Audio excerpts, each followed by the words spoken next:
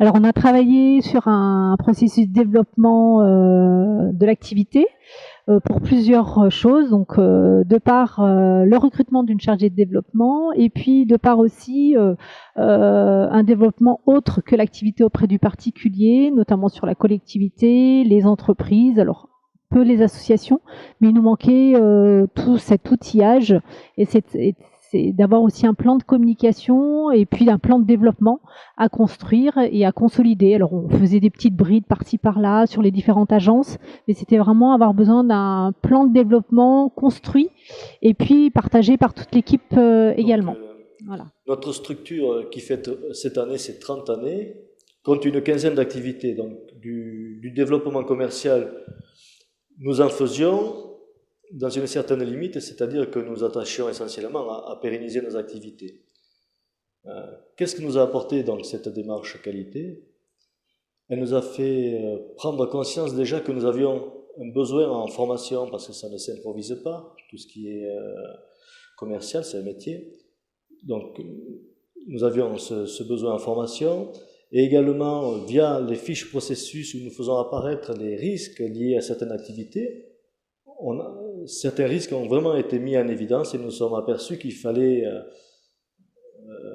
nous structurer au niveau de ce développement commercial. Ça veut dire que nous avons défini un échéancier de recherche de nouveaux clients, de nouveaux projets, de nouveaux partenaires. Pour éclairer mes propos, on peut citer notre activité lavage de gobelets réutilisables. C'est une activité qui est déjà saisonnière et où on s'est aperçu qu'on dépendait d'un seul client, d'un seul gros client en fait. Donc notre préoccupation a été de trouver d'autres marchés. Nous en avons un là qui va passer en phase d'expérimentation, un projet vertueux, ambitieux, qui va consister à laver des barquettes alimentaires. Au démarrage, on avait décidé de prendre un pilote qui n'avait, entre guillemets, pas de fonction de développement. On s'est aperçu que le pilote était vite en difficulté. Donc on a retravaillé ça avec la chargée de développement, qui du coup a été ce pilote de processus. Donc on a, alors tous les 2 à 3 ans, on revoit ce processus-là, si c'est pas en audit. La personne revoit les objectifs. Est-ce qu'ils sont atteints? À ce moment-là, s'ils sont atteints de manière régulière, on le met plutôt dans des étapes et essayer de trouver de nouveaux objectifs pour être sur un plan qualité. Et puis pour donner des objectifs non pas seulement à la charge de développement, mais également à toute l'équipe et puis des orientations données par le conseil d'administration également en termes d'activité économique.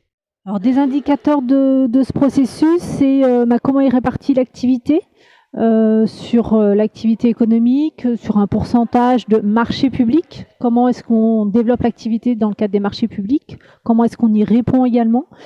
Et puis on est sur, on a 85 000 heures de prévisionnel à réaliser, comment est-ce qu'on le réalise, de quelle manière et quelles actions de communication et de développement on met en place pour réaliser ce prévisionnel.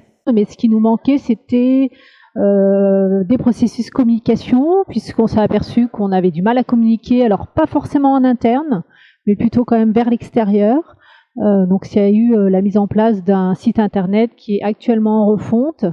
Et puis donc à propos de la communication, donc nous on a scindé en 2 process différents la communication interne et externe. On a un processus de communication externe qui est intégré au process développement commercial.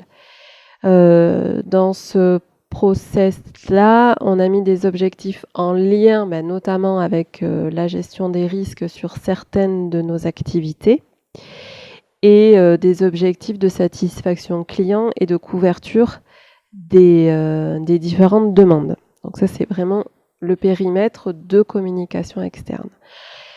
À côté de ce process, mais qui est évidemment en lien direct, en interaction directe, le processus de communication interne qui structure nos réunions d'équipe, nos réunions de pôle et les réunions de coordination.